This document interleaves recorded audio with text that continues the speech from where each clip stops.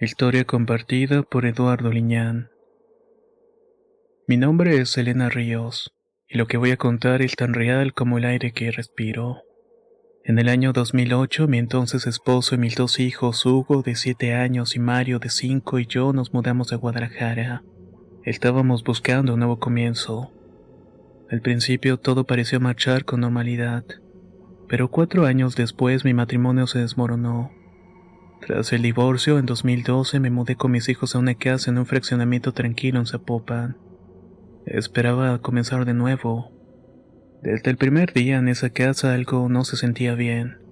No hablaba mucho con los vecinos y aunque la casa era espaciosa, con un enorme jardín trasero, había una extraña sensación de aislamiento. Las calles del fraccionamiento siempre estaban vacías y no conocía a nadie. No tardé en notar que los pocos vecinos que tenía eran reservados como si evitaran el contacto. Creo que todo comenzó con pequeños detalles. Objetos que no estaban donde los había dejado. Murmullos lejanos en la noche cuando la casa estaba en completo silencio. Pero la primera vez que realmente sentí miedo fue una tarde que estaba preparando la merienda. Desde la ventana de la cocina alcancé a ver a mi hijo Hugo jugando con otro niño en el jardín. No le di importancia al principio pensando de que era Mario, pero cuando me fijé bien algo no cuadraba. Aquel niño llevaba una camiseta azul y pantalones cortos, pero Mario había estado en su cuarto todo el tiempo. Justo cuando me incliné para ver mejor, un ruido a mi espalda me hizo sobresaltar. Mario entró a la cocina y se sentó a la mesa observándome con curiosidad. Mamá, ¿con quién está jugando Hugo? Su pregunta me heló la sangre y me giré de inmediato hacia el jardín, pero el niño de la camiseta azul ya no estaba. Solo se encontraba Hugo con su pelota en la mano mirando a su alrededor como si buscara a alguien. Esa noche, mientras acostaba a los niños, Hugo mencionó algo que me dejó sin aliento. Se llama Samuel, dice que vive en la casa de al lado, pero la casa de al lado estaba abandonada desde hacía mucho tiempo, cubierta de maleza, con ventanas rotas y la puerta principal asegurada con cadenas oxidadas. Intenté convencerme de que solo era la imaginación de un niño, pero el ambiente en la casa se volvió todavía más pesado. Las noches eran inquietantes. Escuchaba pasos en el pasillo cuando se veía que mis hijos estaban durmiendo profundamente. Sombras fugaces se deslizaban por los rincones de mi visión. Pero lo peor llegó unas semanas después cuando Hugo, con una inocencia aterradora, me miró fijamente y me dijo: Samuel quiere saber por qué tú sí puedes verlo ahora. Decidí hablar seriamente con mi hijo esa mañana, tratando de mantener la calma mientras la preocupación me estaba invadiendo. Le pedí que me contara todo sobre su amigo Samuel y lo que había pasado la tarde anterior. Con voz inocente me dijo que eran buenos amigos, que Samuel le había ofrecido ir a su casa a jugar con sus juguetes, unos juguetes que según él estaban en una casa cercana, pero no sabía exactamente dónde. La idea de que un niño que no solo vivía en una casa abandonada, sino que parecía surgir de la nada, y que estuviera tan cerca de mis hijos me heló la sangre. Me pregunté qué tan lejos llegaba su imaginación y qué tan real era todo eso. Esa noche, después de acostar a los pequeños, me quedé en la cocina sumida en mis pensamientos. La soledad de la casa y la oscura quietud de las calles me hacían sentir aún más vulnerable. Sabía que algo no estaba bien, pero no podía ponerle nombre a ese sentimiento. Me tomé un café en un intento de calmarme, pero la sensación de que algo extraño estaba sobre nosotros se intensificaba con cada sorbo. De repente, una corriente helada recorrió el aire como si un viento gélido hubiera invadido el pequeño espacio donde estaba. Me erguí sintiendo la piel en mi nuca tensándose. Un extraño olor como a cloaca abierta comenzó a invadir mis sentidos. Mi instinto me dijo que algo no era normal. Miré por la ventana y por un instante un rostro pálido y oscuro apareció entre las sombras. Un niño, pero no era alguno de mis hijos. El espanto se apoderó de mí cuando vi esos ojos vacíos que parecían mirarme más allá de mí, como si ya no estuviera realmente ahí. Me levanté y me dirigí rápidamente hacia la puerta que daba al patio. Cuando salí, la oscuridad me envolvió por completo. El murmullo del viento era lo único que rompía el silencio absoluto y el patio trasero estaba vacío. Busqué con la mirada, pero no había señales de vida, ni del niño ni de nada que justificara lo que acababa de ver. El miedo me invadió y la sensación de que la realidad misma se había distorsionado se hizo más que evidente. No sabía qué era lo que había visto, y sobre todo quién era ese niño. La duda se instaló en mi pecho como una sombra. Volví a la casa con el alma temblando y revisé a los niños, asegurándome de que estuvieran a salvo, y aunque sentía el peso de la inquietud, traté de calmarme y dormirme. Pero esa noche algo me despertó. Un susurro bajo, casi imperceptible. Algo rozó mi rostro y mis ojos se abrieron de golpe. El aire estaba pesado y la oscuridad de la habitación era densa, como si se hubiera materializado una presencia en el aire. Mi respiración se aceleró y mi cuerpo se tensó mientras una sensación de frío y desesperación me carcomía. Me levanté de la cama y fui a revisar nuevamente a los niños. Afortunadamente estaban dormidos, pero algo me impulsó a regresar al pasillo. Cuando caminé por él, entonces fue cuando sentí un aliento helado en el oído y el pelo de mi nuca se erizó. Mi corazón dejó de latir por un segundo, y cuando me giré lo vi. El niño estaba de pie en medio del pasillo como una sombra rota. Su rostro, demacrado y pálido, parecía desmoronarse. Los ojos vacíos y oscuros no reflejaban vida. Su cuerpo estaba sumamente delgado, casi esquelético, y aparte vestía una ropa rota y sucia. Sus huesos eran visibles bajo la piel tensa. No podía moverme y mi cuerpo estaba paralizado por el miedo. Las personas que hayan sentido esta sensación saben perfectamente de lo que estoy hablándoles. No entendía qué era lo que estaba viendo ni cómo reaccionar ante esa figura espectral que a todas luces no era de este mundo. Su mirada era fría, sin emoción, pero había algo en ella que me transmitía una extraña sensación de espera, como si estuviera guardando una respuesta. Era como si estuviera enfrentándome a la misma muerte personificada en un pequeño, cuyo rostro ya ni siquiera era humano. Mi respiración se cortó y el terror me invadió por completo. Me encontraba atrapada no solamente en esa casa, sino en una realidad que no comprendía del todo. Solo podía quedarme ahí temblando, enfrentándome a esa presencia que no podía explicar, pero que sabía que tal vez no era buena. El niño espectral se deslizó hacia mí sin mover los pies. Flotó con una calma que me inquietó. Su presencia drenaba el calor del aire y aunque mi mente gritaba, mi cuerpo se negaba a reaccionar. El terror me había convertido en piedra. No podía hablar y no podía respirar.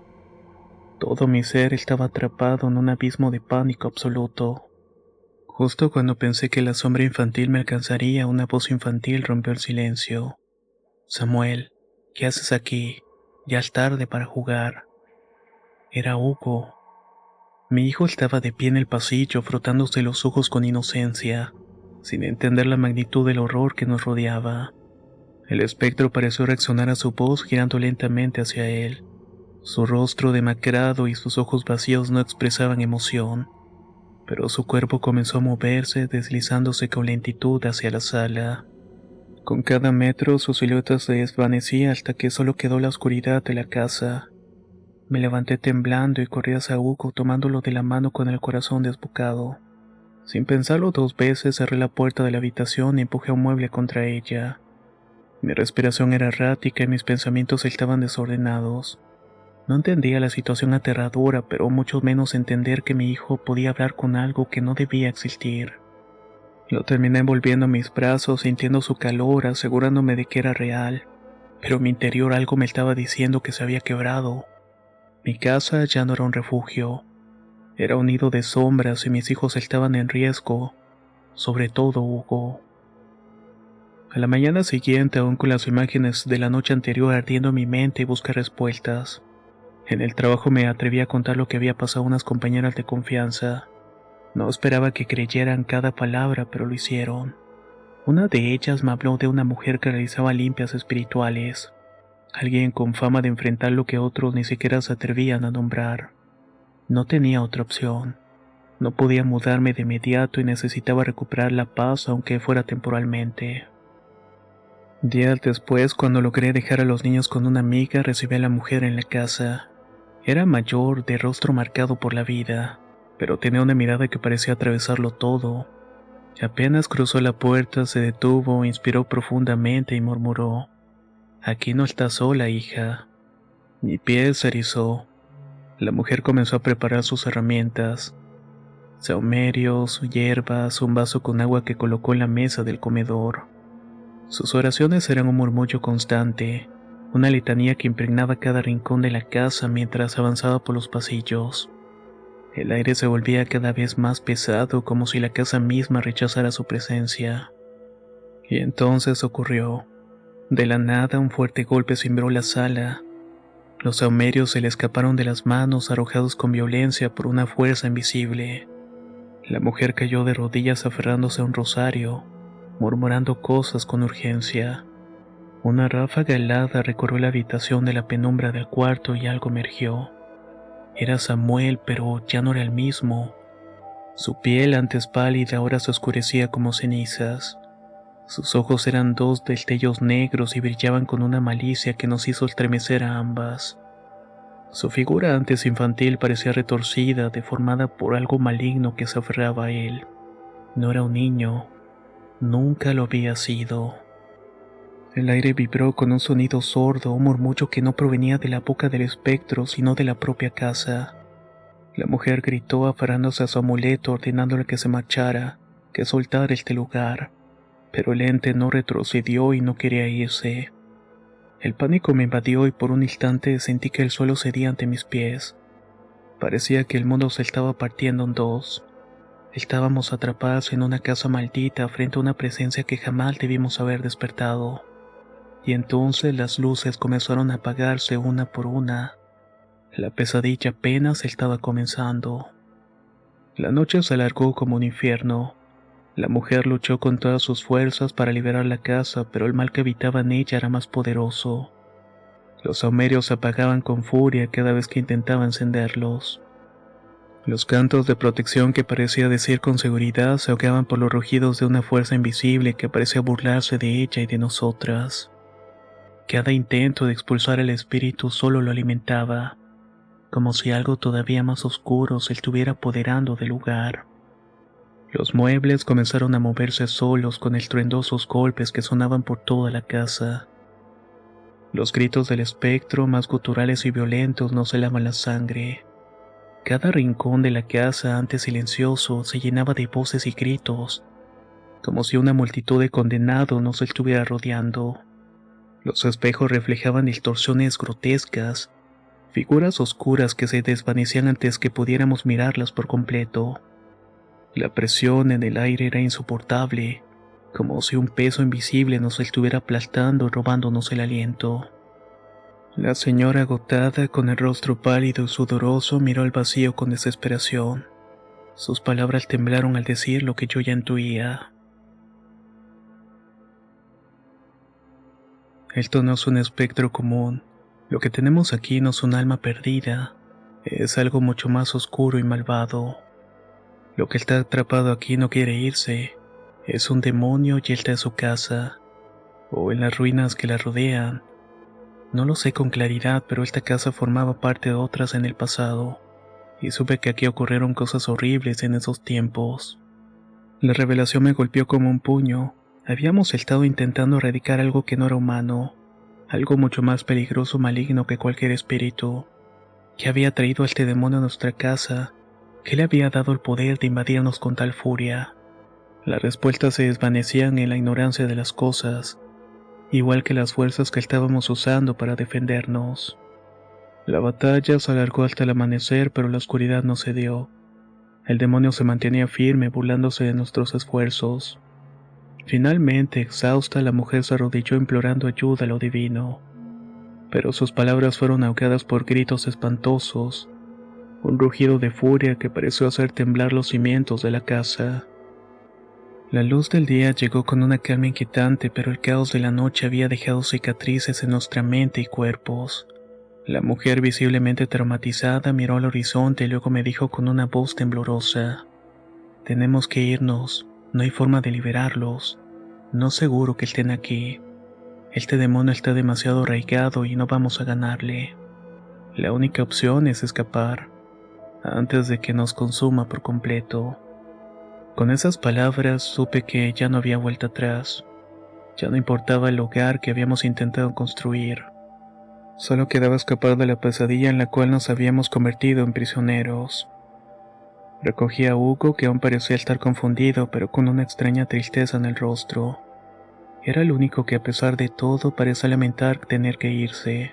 Para él la casa era su hogar y su lugar de juegos, pero yo sabía que nada de eso existía. Tomé a mis hijos y salimos de la casa. Las primeras luces del amanecer iluminaron las ruinas que rodeaban los alrededores, pero ni el sol ni la luz parecían disolver la sombra que se había instalado en mi corazón. Cuando nos alejamos, el lugar quedó atrás, pero las cicatrices seguían vivas. Mi alma, mi mente, todo había quedado marcado por lo que viví.